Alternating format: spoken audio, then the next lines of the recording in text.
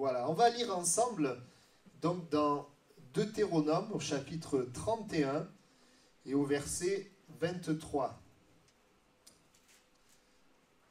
Deutéronome chapitre 31 et au verset 23. L'Éternel donna ses ordres à Josué, fils de Nun. Il dit, fortifie-toi et prends courage, car c'est toi qui feras entrer les enfants d'Israël dans le pays que j'ai juré de leur donner, et je serai moi-même avec toi. Amen. Voilà, il y a cette parole de Dieu qui va dire, fortifie-toi et prends courage. Voilà, et ce matin, je crois que Dieu veut nous donner du courage. Vous savez, pour être chrétien et vivre la vie chrétienne, il faut du courage. Qu'est-ce que c'est le courage? Alors si on prend une définition comme ça, on va trouver force morale, fait d'agir malgré les difficultés, démonstration de la foi. Voilà, mais j'aime bien cette définition qui est une vertu du cœur, une fermeté qui rend capable, en dominant la crainte, de supporter ou de surmonter les dangers, la douleur physique et de regarder en face la mort elle-même. Voilà, c'est une autre définition. Voilà, le courage, c'est d'aller de l'avant malgré l'adversité, si je devais le résumer. Et nous savons que nous avons besoin de courage. Quand j'étais adolescent, que j'avais 16 ans, 17 ans, dans ma chambre, j'avais un poster. Et sur ce poster, il y avait écrit cette phrase, c'est « Certains rêvent de faire une différence et d'autres se lèvent et la font. » Voilà. Il y en a qui rêvent et il y en a qui se lèvent, qui ont du courage pour faire une différence. Et c'était un poster avec un monsieur qui était derrière une association. Et ce monsieur, en fait, c'est un monsieur qui s'est levé dans sa vie, dans les quartiers de Brooklyn à New York, et qui a pris à cœur les enfants, qui vivaient dans un contexte de drogue, de gang, de violence, et qui, dans l'endroit où personne ne voudrait aller, lui est allé pour commencer à apporter l'évangile parmi ses enfants. J'ai eu le privilège de le visiter en 2006. Et cet homme a vécu vraiment une action de Dieu. Il a fait donc ce qu'on appelle les cultes des enfants ou école du dimanche. Et il a rassemblé des milliers d'enfants, au point que c'est le culte des enfants le plus grand du monde. Voilà, les statistiques disent chaque samedi il y avait 1000 enfants. Si on rassemblait tous les programmes étaient diffusés auprès de 21 000 enfants. Et dans le monde, auprès de 13 nations, 225 000 enfants. Un impact considérable, apportant la vie au milieu des ténèbres, apportant vraiment la vie. Mais là où je voudrais attirer votre attention, c'est qu'il a rencontré des difficultés. Avant de voir cet impact, ces enfants sauvés, ces enfants aidés, secourus, recevant Christ, il a eu des impacts. On lui a tiré une balle dans la bouche, dans la joue. La balle, elle a traversé sa joue. Il est parti comme ça pour se faire soigner. Il a vécu, à un moment donné, on lui a mis de l'essence dessus, on allait l'enflammer. Il y avait tout le monde, c'était comme la faim. Et là, quelqu'un a crié, tout le monde est parti et il a été sauvé. Et puis une autre fois, avec une brique, on l'a tabassé avec une brique. Il a perdu une dent, on lui a cassé la mâchoire. Et il a eu l'œil également, il a perdu l'usage de son œil. Et on voit cet homme qui, malgré tout cela, va avoir une foi en Dieu, va persévérer et va avoir, je peux le dire, du courage. Il va avoir du courage. Et si c'est vrai que Dieu a agi, c'est vrai que Dieu a agi parce qu'il a eu du courage. Et j'aimerais aussi faire une parenthèse, il y a eu quand même avec tout ça un moment où il a été découragé. Et il y a de quoi, hein. Je pense que moi, j'aurais été découragé pour moins que ça. Mais quand il a eu la brique, qu'on lui a fait, il a pris un billet d'avion pour partir. C'était terminé, c'était fini. À l'hôpital, on lui a dit, votre œil, vous ne pourrez pas le récupérer. Il était découragé, il a pris un billet. Le soir, le lendemain, il allait se lever, il allait partir. Et il n'avait pas d'argent, parce que là-bas, il fallait de l'argent pour payer les soins. Il avait un caillot de sang derrière l'œil. Il n'avait pas d'argent, alors il y a quand même quelqu'un qui lui a proposé, qui l'a aidé. Mais malgré tout ça, eh bien, il voulait tout plaquer, tout arrêter, tout partir. Et alors qu'il avait décidé cela, Eh bien, le lendemain, il s'est réveillé et il voyait des deux yeux. Le lendemain, il s'est réveillé, il était complètement guéri, Dieu l'avait touché. Personne n'a prié pour lui, personne n'a rien fait, Dieu est intervenu. Et c'est comme ça qu'il a continué. Et notre Dieu, eh bien, cet homme, c'est Bill Wilson, vous pouvez trouver son témoignage sur Internet. Notre Dieu est un Dieu qui va nous donner du courage pour avancer. Et quand on est découragé, il va venir nous aider et intervenir pour nous. Amen. Et c'est, oui, avec l'aide de Dieu, et c'est vrai, quand vous lisez son livre, vous trouvez ce témoignage dans le livre « À qui est cet enfant ?» Ce témoignage, vous le trouvez. Vous voyez qu'il sait que c'est Dieu qui le porte.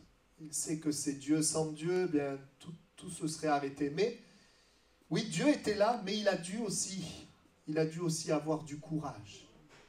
Il a dû aussi continuer de faire confiance en Dieu malgré les oppositions. Et je dis quelle grâce, parce qu'il y aura beaucoup d'enfants sauvés dans le ciel à cause de cet homme qui a décidé de faire confiance en Dieu. Amen. Et je dirais, dans un premier temps, que dans la vie, nous avons besoin de courage. Nous avons besoin de courage pour beaucoup de choses. D'abord, nous avons besoin de courage pour venir à Jésus.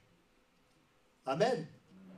Il faut du courage pour venir à Jésus dans un monde impie, incroyant, quelqu'un qu'on ne voit pas. Et dans la Bible, on voit des hommes et des femmes courageux qui sont venus à Jésus. Par exemple, Bartimée qui va crier « Fils de David, aie pitié de moi ». Alors qu'on va le faire taire.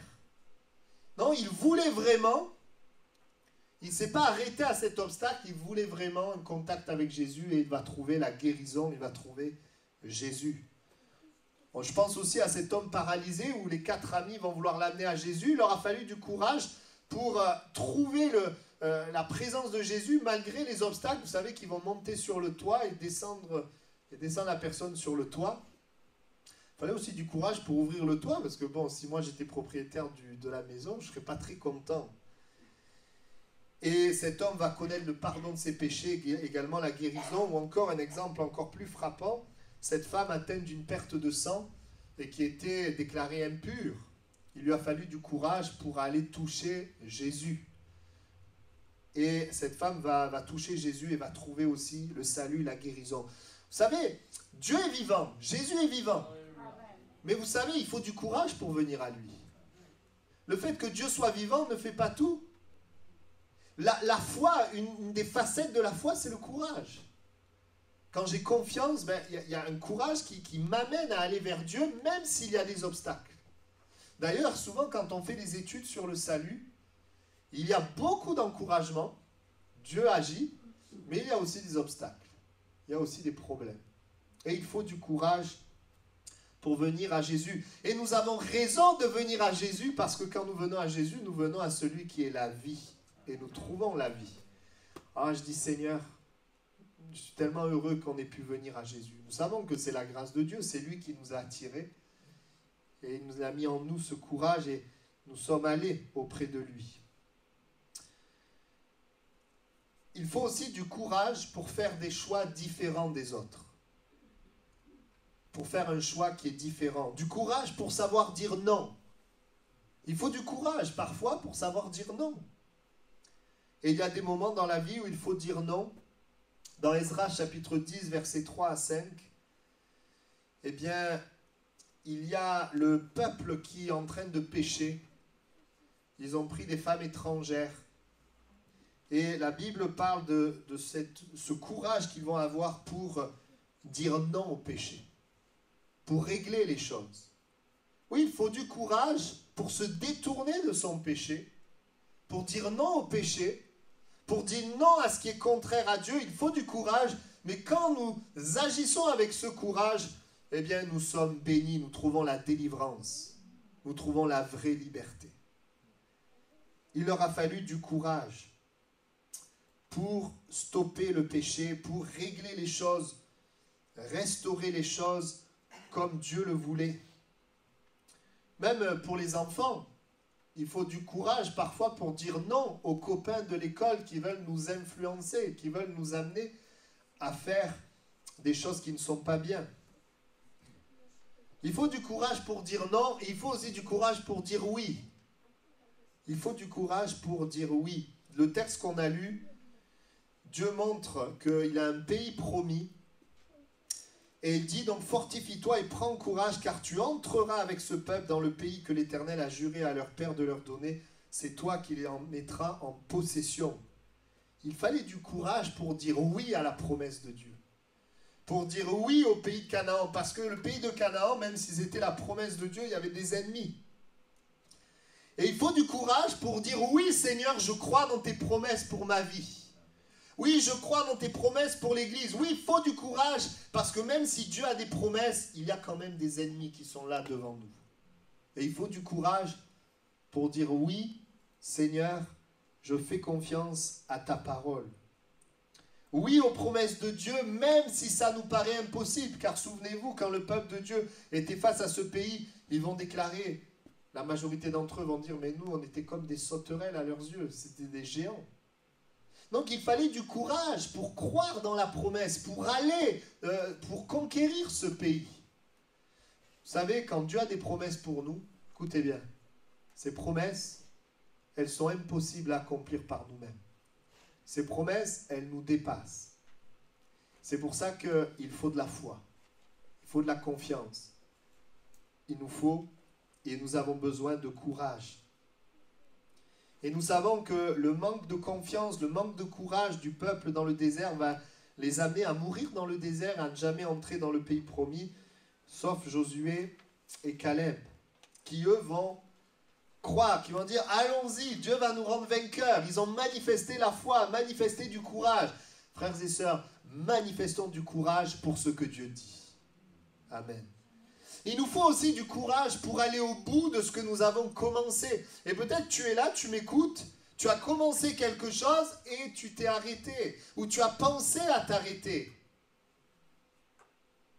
Dans 1 Chronique 28-20, David dit à Salomon, « Fortifie-toi et prends courage. Agis, ne crains point, ne t'effraie point, car l'Éternel mon Dieu sera avec toi, il ne te délaissera pas, il ne t'abandonnera point, jusqu'à ce que tout l'ouvrage pour le service de la maison de l'Éternel soit achevé. » Amen. Il lui dit, oui, prends courage pour aller jusqu'au bout, pour que le service soit achevé. Il nous faut du courage pour servir Dieu d'une manière fidèle, sans nous arrêter. Du courage pour aller jusqu'au bout de ce que nous avons commencé. Bien sûr, dans ce qui est bon pour nous. Je ne vous demande pas d'aller au bout de quelque chose qui est mauvais. Aller jusqu'au bout. Il nous faut du courage. Vous savez, des fois, nous sommes forts les hommes pour commencer quelque chose, mais alors quand il faut continuer et terminer, c'est autre chose. C'est vrai, hein? Des fois, on commence bien, mais on ne finit pas. Et Dieu nous donne du courage, nous avons besoin de courage pour aller jusque-là. Et peut-être Dieu te parle ce matin. Va au bout de ta prière pour ta famille. Va au bout de ce que tu as commencé. Va au bout de cette foi que tu as mis dans la promesse de Dieu. Et du courage, et continue de croire, parce que le Seigneur, il honore toujours la foi. Aller jusqu'au bout. Peut-être que tu es sorti d'une mauvaise habitude et puis ça n'a pas continué. Eh bien, aie du courage pour continuer à te battre jusqu'à ce que tu aies une pleine victoire. Aie du courage pour être changé, transformé. Amen. Je pense à Jairus qui a appelé Jésus pour sa fille et on vient lui dire « Laisse tomber, laisse n'importe une plus le mettre, ta fille elle est morte ». Et vous savez ce que Jésus fait? Il lui donne une parole pour qu'il garde courage, qu'il garde confiance. Ne crains point, crois seulement. Et heureusement que Jairus n'a pas laissé tomber à ce moment-là, mais il a continué de croire et Jésus a ressuscité sa fille. Du courage quand la situation s'empire, alors que Dieu a parlé. Il nous faut aussi du courage, ça va dans le même sens, pour dépasser ce qui se passe dans ton âme. Du courage pour dépasser. Parfois, on pense que le plan de Dieu, c'est que Dieu enlève la tristesse, la peur, la colère, toutes ces choses, le doute.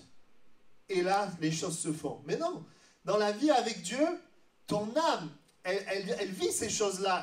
Tu peux vivre la peur, mais quand même avoir du courage et avancer. C'est ce qui s'appelle surmonter. C'est pour ça qu'il dit « prends courage », c'est-à-dire « prends le courage ». Il dit « ne t'effraie pas », c'est-à-dire « ne laisse pas la peur en toi te diriger, t'amener à tourner le dos. Mais prends le courage, fais face. » Et donc on a besoin de courage par rapport à ce qui se passe dans notre âme. Parce que je pense surtout à la peur et à la tristesse. Quand la peur est là, quand la tristesse est là, si on laisse ce qui est dans notre âme nous diriger, eh bien on va s'arrêter là. Et certains se sont arrêtés à ce qui se passe dans leur âme. Mais frères et sœurs, je le dis souvent, je le répète, quand tu prends courage, quand tu fais confiance en Dieu, tu permets à l'Esprit de Dieu qui est en toi de se déverser dans ton âme. Et de mettre la paix, et de mettre la joie, et de mettre la confiance. Il y a cette confiance qui est là. Amen. Dépasser ce qui est dans ton âme. Ne t'effraie point, ne t'épouvante point, car l'Éternel ton Dieu est avec toi. On a besoin de courage aussi pour affronter un problème plutôt que le fuir. Des fois, vous savez, on peut avoir un problème devant nous, et plutôt que de l'affronter, on essaie de l'esquiver, de s'en détourner, de l'ignorer, de le nier. Il y a un moment donné où Paul est dans un bateau avec des hommes, et Paul va leur dire, maintenant je vous exhorte à prendre courage, car aucun de vous ne périra, il n'y aura de perte que celle du navire. Paul dit à tout le monde, prenez courage. En fait, pourquoi? Ben, il va le dire à un autre moment, parce que le Dieu que je sers, il est avec moi, il m'a dit qu'on ne va pas périr. Mais au verset, donc ça c'est Acte 27-22, mais au verset 30, il est dit que les matelots cherchaient à s'échapper du navire et mettaient la chaloupe à la mer sous prétexte de jeter les ancres de la proue. C'est-à-dire que plutôt que d'affronter la tempête, le problème, le naufrage avec la parole de Dieu, ils voulaient fuir. Et Paul leur dit, il dit aux centeniers, si ces hommes ne restent pas dans le navire, vous ne pouvez être sauvés. C'est-à-dire qu'il y avait besoin de faire confiance dans la parole, d'avoir du courage. Et Acte 27, donc 36-37, et tous, reprenant courage, mangèrent aussi. Nous étions dans le navire, 276 personnes en tout, et nous savons qu'est-ce qui s'est passé. Le navire a été perdu, mais ils ont tous été sauvés. Et peut-être tu es en train de traverser un moment de ta vie où tu as envie de fuir. Mais s'ils avaient fui, ils n'auraient pas pu être sauvés. C'est ce qui est écrit. Il y a des moments où il nous faut du courage pour affronter les problèmes. Il nous faut du courage pour parler. Il nous faut du courage. Des fois, on n'a pas envie de parler à certaines personnes, de faire face à certaines personnes. On préfère esquiver, éviter ou envoyer un message. Mais il y a un moment donné où Dieu nous dit, non, affronte la chose.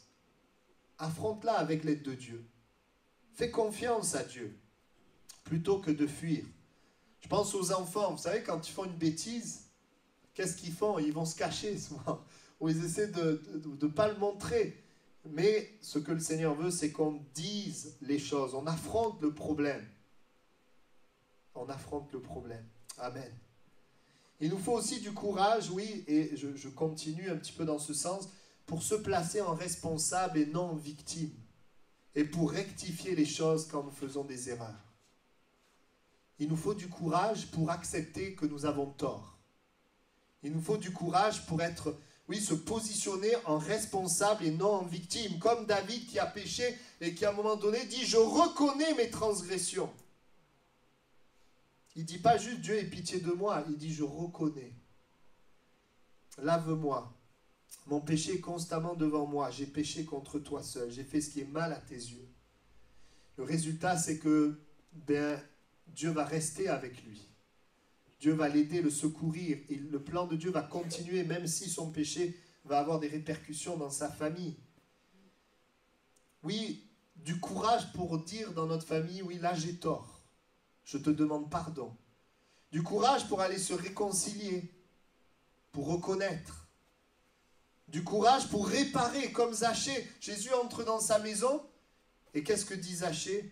Je donne aux pauvres la moitié de mes biens, et si j'ai fait tort de quelque chose à quelqu'un, je lui rends le quadruple. La loi disait, si tu voles, tu dois rendre le quadruple. Et on voit Zachée qui a du courage pour non seulement se repentir de ses péchés, mais aller réparer le mal qu'il a fait. Et peut-être que Dieu est en train de te parler également ce matin, en disant, mais affronte le problème, prends courage, reconnais les choses, et tu trouveras grâce devant l'Éternel. Et tu trouveras la faveur de Dieu. Et tu auras aussi la faveur des hommes. Le courage pour se placer en tant que responsable. Il nous faut du courage aussi pour répondre à l'appel de Dieu et pour aider les autres. Comme quand Dieu a appelé Moïse. Va, je t'enverrai auprès de Pharaon. Et Moïse, il va répondre, qui suis-je pour aller vers Pharaon et pour faire sortir d'Égypte les enfants d'Israël? Il fallait du courage, il fallait qu'il place sa confiance dans la parole de Dieu. Paul dira aussi dans 2 Corinthiens 4:1, c'est pourquoi, ayant ce ministère, selon la miséricorde qui nous a été faite, nous ne perdons pas courage. Paul dira, oui, le Seigneur m'a appelé à quelque chose, alors je ne perds pas courage, je continue d'avancer dans cet appel. Il faut du courage pour répondre à l'appel de Dieu. Et Dieu nous appelle tous à quelque chose. Il nous faut du courage pour nous lever et que notre vie serve les autres. Et pas seulement nous-mêmes. Et peut-être que Dieu t'appelle, mais tu restes en retrait. Et c'est l'occasion ce matin pour toi de prendre le courage et d'aller dans le sens de cet appel. De te lever et de vivre pour les autres, pour Dieu et pour ton prochain.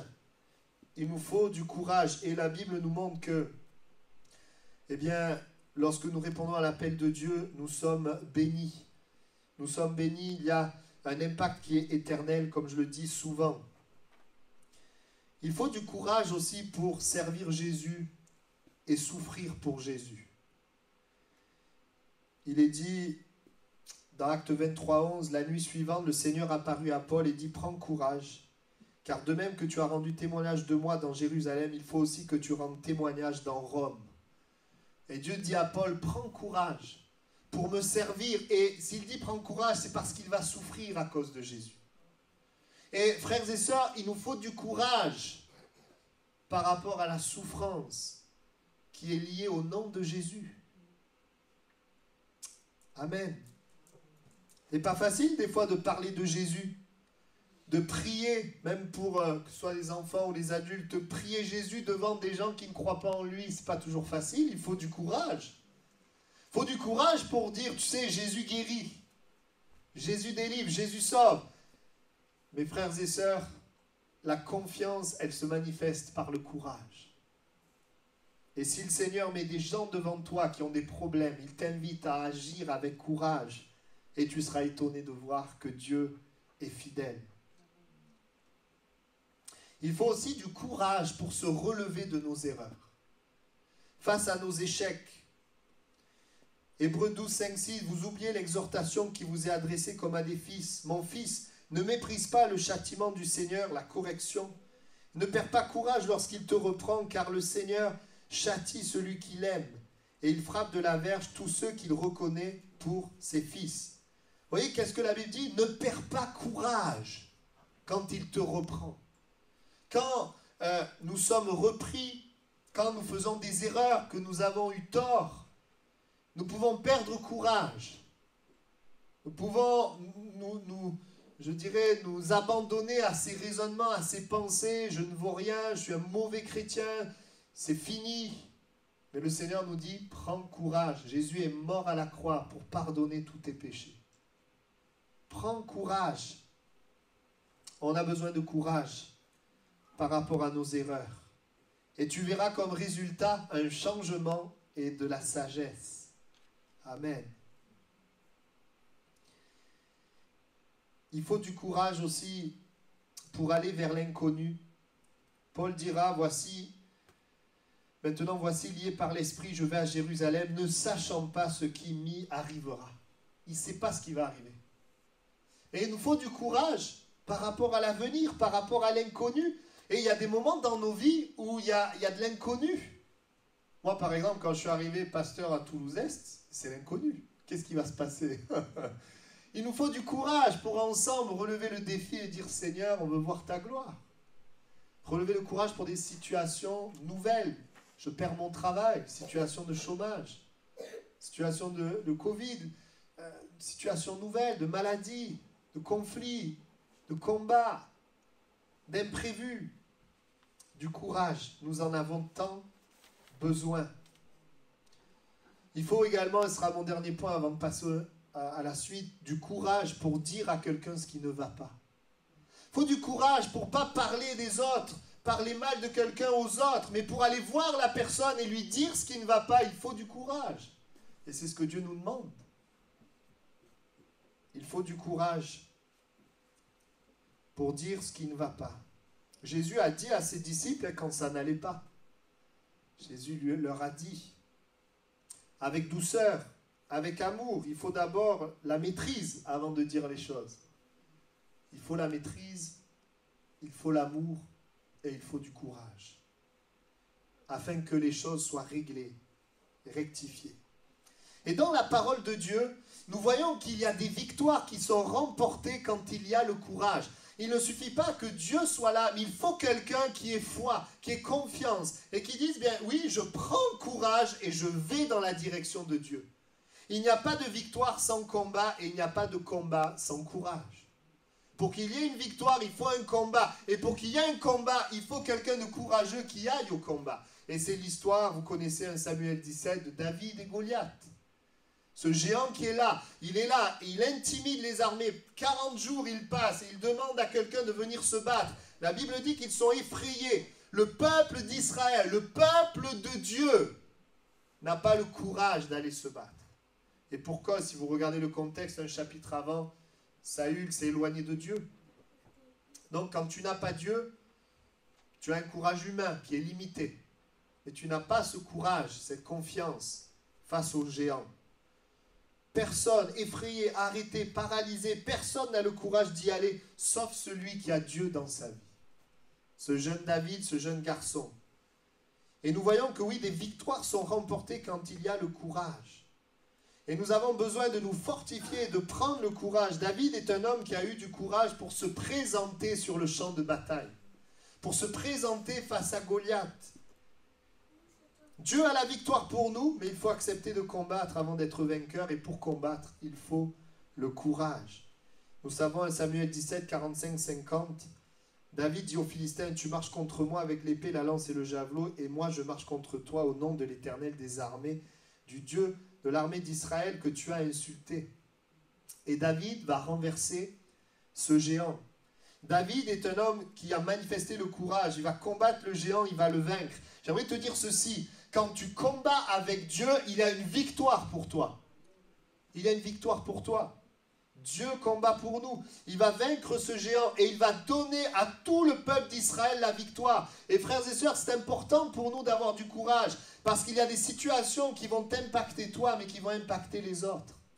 Quand tu prends une victoire pour d'autres personnes. Quand tu prends une victoire personnelle, tu prends une victoire pour ta famille. Parce que ceux qui vivent avec toi, eh bien, ils le ressentent, ce changement. Il va vaincre ce géant, va donner au peuple d'Israël la victoire. Il va changer l'histoire. Et non, et ça c'est important, non à cause de sa force, mais à cause de la force de Dieu. Le courage n'est pas basé sur nos forces. Parce que s'il était basé sur nos forces, personne n'aurait de courage. Le courage est basé sur Dieu, sur la force de Dieu. Le courage est directement lié à la confiance que nous avons en Dieu. Le courage, c'est la démonstration de cette confiance. De dire, Seigneur, oui, je vais dans le sens de ta parole, j'ai confiance en toi. N'importe quel homme peut être vainqueur si Dieu est avec lui, s'il le croit et s'il est courageux. Amen. Tes relations peuvent être restaurées s'il y a le courage d'aller voir la personne, de te réconcilier, de dire pardon et de pardonner. Les incroyants peuvent voir qui est Dieu si tu as le courage d'être droit quand tout le monde est faux. Les âmes peuvent être sauvées si tu as le courage de parler de Jésus et de prier Jésus. Les situations peuvent être gagnées si tu as le courage de les affronter avec Dieu. Tu peux avoir une vraie transformation et il peut y avoir un vrai changement chez quelqu'un s'il a le courage de se placer en responsable, de reconnaître son problème et de venir à Dieu. Et j'aimerais voir ce matin 3 raisons d'être courageux. Je voudrais voir au travers de David 3 raisons que nous avons d'être courageux. La première raison d'être courageux, c'est que Dieu est avec nous. Dieu vivant est avec nous. Pourquoi David a vaincu le géant Goliath? Parce qu'il avait conscience que Dieu était avec lui. Amen. Tu marches contre moi avec l'épée, la lance et le javelot, et je marche contre toi au nom de l'Éternel des armées. Est-ce que tu penses que David va se présenter juste de lui-même? Il ne sait pas se battre, c'est un berger. Mais il se présente parce qu'il sait que Dieu est avec lui. Il sait, avant juste de parler que Dieu est avec lui, il sait que Dieu est vivant. Il dit, qui est donc ce Philistin, cet incirconcis, pour insulter l'armée du Dieu vivant? C'est-à-dire qu'il sait que Dieu est vivant et que le Dieu vivant est avec lui. Et c'est ça qui va nous donner du courage. C'est que nous, on sait que Dieu n'est pas une théorie, une religion, un concept. Dieu est vivant. Amen. Nous savons qu'il est vivant. Et parce que nous savons qu'il est vivant et que nous savons qu'il est avec nous, nous avançons dans le chemin qu'il nous propose. La Bible dit à 1 Thessaloniciens 1,9, Dieu est vivant et vrai. Il est parlé du Dieu vivant et vrai. Qu'est-ce qui nous donne du courage quand tu as un problème de mathématiques? C'est que le prof de maths existe, il est vivant et qu'il peut t'aider. Qu'est-ce qui nous donne du courage quand tu as un problème de santé? C'est que les médecins existent. Qu'est-ce qui nous donne du courage face à n'importe quel problème? C'est que Dieu existe et que Dieu est capable de répondre à tout problème. Amen. Et nous voyons, oui, David avait cette conscience de Dieu. Ce qui va nous donner du courage, c'est d'être conscient que Dieu est avec nous. On ne le voit pas, mais il est là. Dieu est avec nous. Et il va dire, David, aujourd'hui, l'Éternel te livrera entre mes mains. C'est-à-dire que David considère que Dieu est avec lui dans le combat. C'est Dieu qui va me livrer, qui va livrer Goliath à David. Ce n'est pas lui-même qui va se battre et gagner le combat. Il est conscient que Dieu est là dans le combat. Aujourd'hui, l'Éternel te livrera entre mes mains. Et toute la terre saura qu'Israël a un Dieu. Waouh! Ce qui donne du courage, c'est la réalité de Dieu, la conscience de Dieu avec nous. Imagine un petit garçon qui est là. Son père est là. Il a des problèmes. Et il n'est pas conscient que son père est là. Il va se laisser écraser par les problèmes alors que son père est là. Mais s'il réalise que son père est là, il va se tourner vers son père et son père va régler le problème. Frères et sœurs, dans chaque situation de notre vie, nous ne voyons pas notre père, mais le père est là. Pour ceux qui ont accepté Jésus, il faut accepter Jésus pour que Dieu devienne notre père. Et quand j'ai accepté Christ dans ma vie, quand j'ai placé ma confiance en lui, Dieu, mon Père, est avec moi. Et vous savez, Dieu était avec David. David avait cette conscience de Dieu. Vous pouvez le lire dans les psaumes. Par exemple, le psaume 139, versets 5 à 10. Il dit, tu m'entoures par derrière et par devant. Tu mets ta main sur moi. Une science aussi merveilleuse et au-dessus de ma portée, elle est trop élevée pour que je puisse la saisir. Où irai-je loin de ton esprit? Où fuirai-je loin de ta face? Si je monte aux cieux, tu y es. Si je me couche au séjour des morts, t'y voilà. Si je prends les ailes de l'aurore et que j'aille habiter à l'extrémité de la mer, là aussi ta main me conduira et ta droite me saisira. David était conscient de la présence de Dieu avec lui. Nous sommes dans l'Ancien Testament. Il n'y a pas Christ en nous. Et David, c'est vraiment quelqu'un qui, dans son temps, a vécu une proximité avec Dieu que peu ont vécu. Il est conscient que Dieu est avec lui. Et c'est dans ces moments où il était berger et qui gardait les brebis qu'il a développé cette relation avec Dieu. Et on l'a lu 1 Samuel 17, donc le combat de David et Goliath. Mais dans 1 Samuel 16, on voit que Dieu choisit David. Et vous savez, ce qui nous donne du courage, c'est de savoir que Dieu nous a choisis. David sait qu'il est le choix de Dieu. Et encore plus, ça a beaucoup de valeur parce qu'il n'était pas le choix de son père. Parce que quand le prophète est venu choisir, son père ne l'a même pas appelé. Il n'était pas le choix des hommes, il était le choix de Dieu. Et ça nous donne du courage. De savoir, je ne suis peut-être pas le choix des hommes. Les hommes peuvent me juger, me critiquer, mais je sais que je suis le choix de Dieu. Sais-tu qui est le choix de Dieu?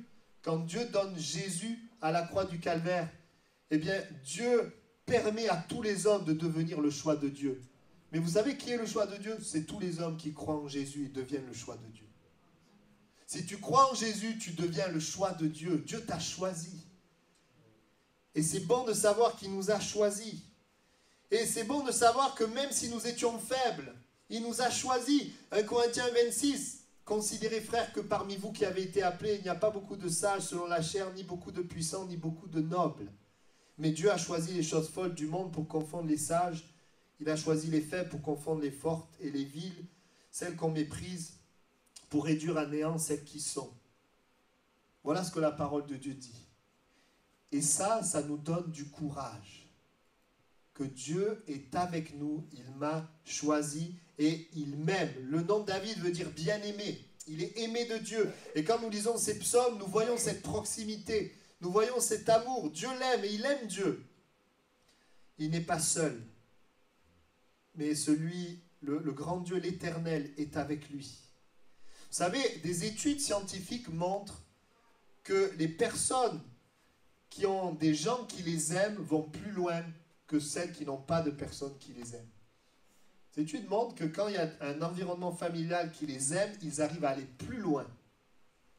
Et j'aimerais te dire, le chrétien qui va loin, c'est celui qui est conscient que Dieu l'a choisi, que Dieu l'aime et qu'il est avec lui. Et ça, c'est une question de foi, parce que nous ne le ressentons pas tout le temps. Parfois, le Seigneur nous le fait ressentir, mais ce n'est pas un ressenti, c'est une réalité spirituelle. Et ça nous donne du courage. Que je sente ou que je ne sente pas, Dieu est avec moi. Et le fait qu'il soit avec moi, le fait qu'il m'a choisi, ne repose pas sur mes capacités, sur ce que je fais de bien ou de mal, mais repose sur ma confiance placée en lui. Et c'est tellement rassurant de savoir qu'en Jésus, je suis pardonné quand je faillis. Qu'en Jésus, j'ai la grâce de Dieu, même si peut-être je ne la mérite pas. Qu'en Jésus, je suis fortifié si je me sens faible. Le point, vous savez, central pour nous, qui va nous donner du courage, c'est que la faveur de Dieu, elle est à cause de Jésus dans notre vie. Et ça, c'est important. À cause de la foi, la Bible dit qu'Abraham a été justifié à cause de sa foi. C'est la foi. Amen. C'est bon de savoir que nous sommes son choix, tu es son choix. Et David avait conscience que Dieu était là, que Dieu était avec lui. Vous savez, un enfant, quand il a quelque chose devant lui qu'il n'arrive pas à faire, ou qu'il a peur, la chose qui va l'aider à faire, c'est d'avoir son père ou sa mère avec lui. Moi, je me souviens, quand j'étais prof, déjà en maternelle, quand il y a la rentrée des classes, les enfants, ils ne veulent pas. Les toutes petites sections, là, ils ne veulent pas rester. Ils veulent rester avec papa et maman. Il y a besoin de papa et maman pour avoir du courage. Et puis après, petit à petit, les parents s'en vont. Je me souviens quand, des fois, on allait, pendant les vacances, dans un parc où il y avait des manèges. Les petits ne voulaient pas monter tout seuls, mais si papa est là, ils veulent bien monter. Il y a des moments, vous savez, eh bien, on a de la force si quelqu'un nous aime, est avec nous. Quand on est seul, on n'a pas la force, on n'a pas le courage. Mais quand il y a quelqu'un qui nous aime avec nous, c'est fou, mais ça nous donne de la force et du courage. Quand tu veux faire des travaux et que tu n'y connais rien, ce qui te donne la force et du courage, c'est que tu es quelqu'un avec toi qui s'y connaît. On a besoin de réaliser, frères et sœurs, et vous qui écoutez, quand nous avons Jésus, Dieu est notre Père. Et nous avons le Père qui est avec nous tous les jours. Et ça nous donne du courage. C'est à nous d'être courageux et d'avancer avec cette conscience, cette foi que Dieu est avec moi. La Bible dit, nous sommes le temple du Dieu vivant. Comme Dieu l'a dit, j'habiterai, je marcherai au milieu d'eux, je serai leur Dieu et ils seront mon peuple. 2 Corinthiens 6, 16. Ça, c'est le premier point. Deuxième point, donc le premier point, c'est que Dieu nous aime, il est avec nous, il nous a choisis. Ça nous donne du courage.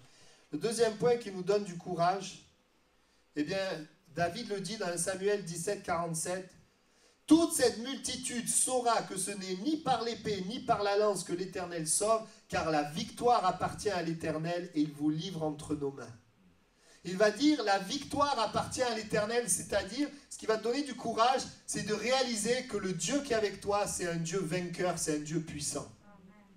Ce qui nous donne du courage, c'est de savoir que Dieu qui est avec nous là, il est Dieu. Il est créateur de l'univers. Il est au-dessus de tout. Il est Dieu. Je me souviens, parfois des personnes sont venues me voir, je l'ai déjà raconté, mais avec des angoisses, avec des craintes, avec des cauchemars, avec toutes sortes de choses qui se passaient. À simplement leur dire, tu sais, Jésus a autorité sur toutes ces choses-là. La Bible dit qu'à la croix du Calvaire, il a triomphé de tous les démons. Il a triomphé du péché. Il a triomphé des maladies. Et quand ils sont tourmentés, je parle particulièrement de la victoire de Jésus sur les démons. Quand la personne saisit, quand la personne comprend que Jésus est vainqueur, que Jésus est puissant, eh bien les démons, ils reculent. Ce qui nous donne du courage, c'est de savoir que Dieu est vainqueur, que Dieu est puissant. Ça nous donne du courage pour croire, pour proclamer, pour avancer la puissance, la victoire de Dieu. Amen. Ça, c'est un point qui est important. Qu'est-ce qui t'arrête? Qu'est-ce qui est plus fort que toi? Face à quoi tu n'as pas de courage? Jésus à la croix, il a triomphé du péché, des démons, des maladies. Il a autorité dans le ciel et sur la terre. La Bible dit, si Dieu est pour nous, qui sera contre nous? On peut avoir un certain courage humain, mais le courage humain, il va être limité. Il va s'arrêter à un moment donné. Mais le courage qui s'appuie sur le Dieu puissant, il peut tout surmonter. Amen. Avoir du courage parce que Jésus est le grand vainqueur. Parce que Jésus, il dira dans la parole, il se lèvera le dernier. Il est le grand vainqueur. Je peux faire face à mes situations avec courage parce que Dieu m'aime et parce que Dieu est assez puissant pour changer les choses. Imagine, tu es à l'école, tu fais un travail de groupe, travail en binôme par deux. Et on te met avec le jeune, l'étudiant, qui travaille le moins bien de la classe. Qu'est-ce qui se passe? Tu vas commencer à t'inquiéter. Tu vas commencer à prendre les choses en main, à faire le maximum et même vérifier ce que l'autre y fait.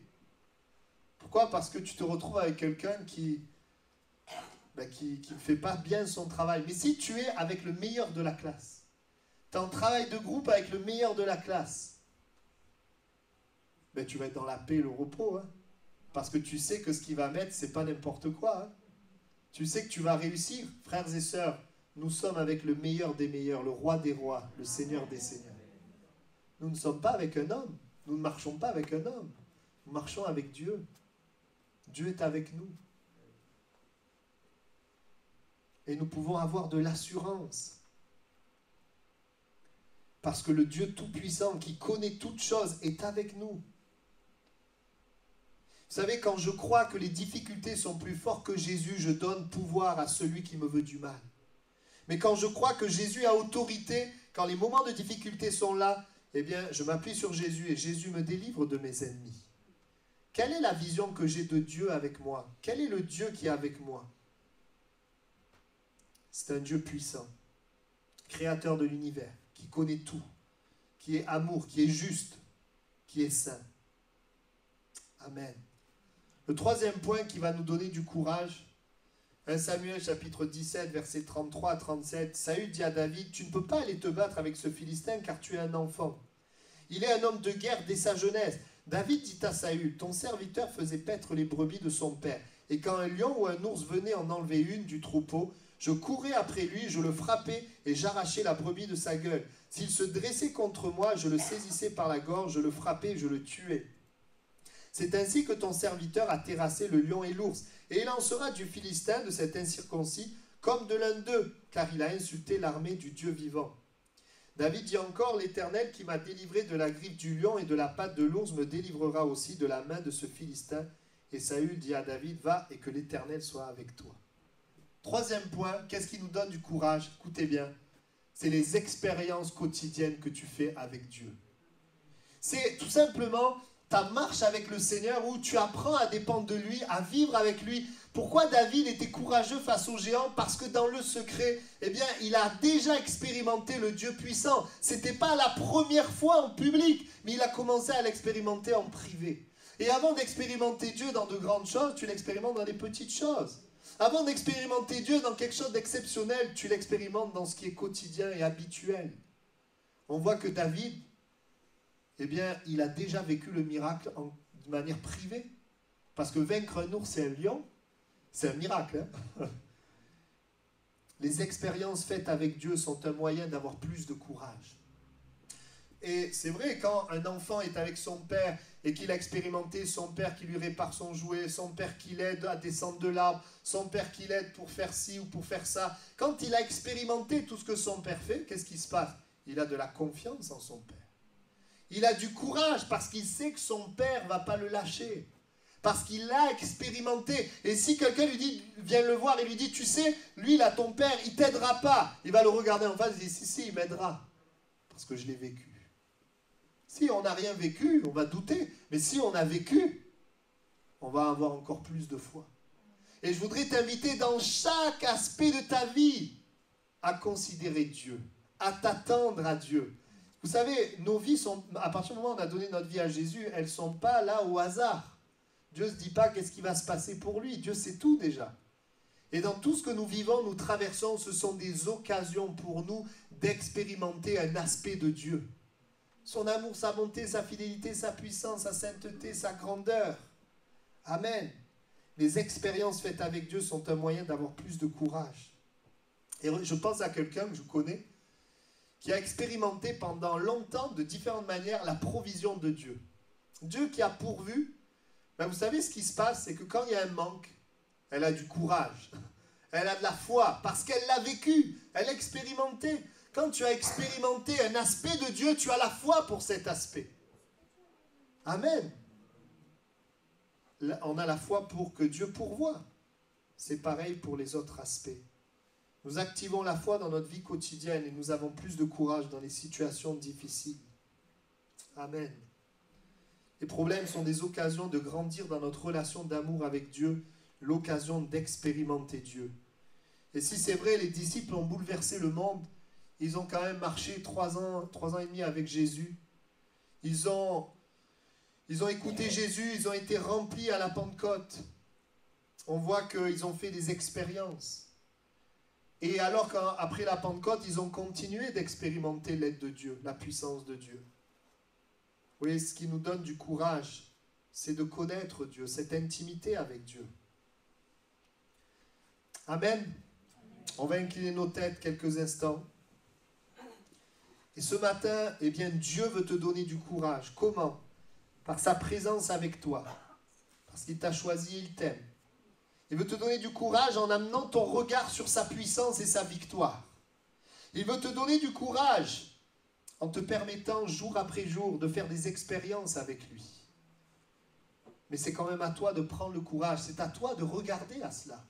C'est à toi de t'appuyer sur le fait que Dieu est avec toi, d'être conscient de sa présence. C'est à toi d'accepter que Dieu est plus puissant que ton problème.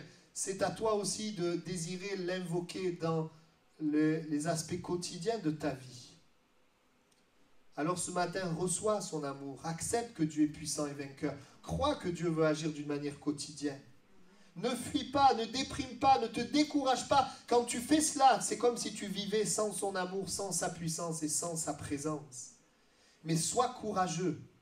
Parce que être courageux, c'est vivre dans la réalité qu'il m'aime, qu'il est puissant et qu'il est présent tous les jours de ma vie. Quel est ton besoin ce matin? Dans tout ce que nous avons énuméré, dans quoi as-tu besoin de courage? Ce matin, Dieu te donne le courage pour agir, faire ce qu'il y a de meilleur jusqu'à ce que lui agisse. Le courage, c'est de pouvoir continuer à croire jusqu'à ce que Dieu agisse. Je ne l'ai pas dit, mais je le dis maintenant. À chaque fois que tu as du courage, que tu fais confiance à Dieu, Dieu intervient, Dieu agit, Dieu se glorifie. Il y a un moment où on a l'impression que Dieu ne fait rien. C'est le moment où tu dois rester courageux. Tu dois rester confiant. Mais il vient toujours le moment où Dieu se lève et il honore sa parole. Et si ce matin tu as une situation dans ta vie, tu as besoin de courage, eh bien j'aimerais t'inviter à te joindre à moi dans la prière et à pouvoir recevoir. Reçois, sois conscient de son amour, de sa puissance, de sa présence. Si tu ne connais pas Jésus, tu ne peux pas avoir ce courage. Alors viens simplement à Jésus. Abandonne-lui ta vie pour que Dieu devienne ton Père. Et alors Dieu sera avec toi, le Dieu puissant sera avec toi dans les petites choses de ta vie et c'est ce qui te donnera du courage. Prions le Seigneur. Merci parce que je crois ce matin que tu donnes du courage à plusieurs d'entre nous.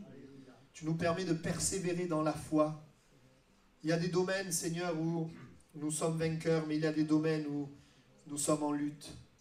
Et je prie pour tous mes frères et sœurs qui sont là, et tous ceux même qui ne te connaissent pas, afin que, Seigneur, ils puissent s'appuyer sur toi. Seigneur, merci de rappeler, de donner cette réalité que tu nous as choisie et tu nous aimes.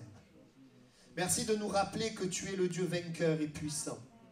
Merci de nous rappeler que tu es le Dieu qui s'intéresse aux détails de nos vies, qui veut se manifester dans notre vie quotidienne, dans ce qu'on appelle les petits problèmes. Aussi, accorde ta grâce sur ton peuple et permets-nous d'avancer. Je pense à tous ceux et celles qui ont baissé les bras, qui ont perdu le courage, qui ont fui, qui se sont découragés, qui sont en train de déprimer. Je te prie ce matin, par cette parole, qu'ils puissent se relever, qu'ils puissent avancer, s'appuyant sur ta parole, gardant confiance en toi. Merci parce que je pense particulièrement à peut-être quelqu'un au milieu de nous qui a vécu des situations d'échec à répétition. Et à cause de cette répétition, il y a un découragement. Seigneur, merci parce que ta parole déclare que quand le péché se répète et que le péché abonde, ta grâce, elle surabonde. Ta grâce se répète, ta faveur imméritée se répète. Seigneur, donne cette parole à quelqu'un, relève-le ce matin. Que nous soyons courageux pour croire encore, pour garder confiance en toi. Fais de nous un peuple courageux pour marcher dans ta parole. Courageux, Seigneur, pour voir ta victoire dans nos combats. Courageux pour suivre Jésus, servir Jésus, même souffrir pour Jésus. Merci de bénir ton peuple, les uns et les autres. Je déclare et je proclame ta gloire dans les domaines où nous choisissons d'être courageux. Je déclare ton action dans les domaines où nous prenons position dans la foi. Merci Seigneur. Amen.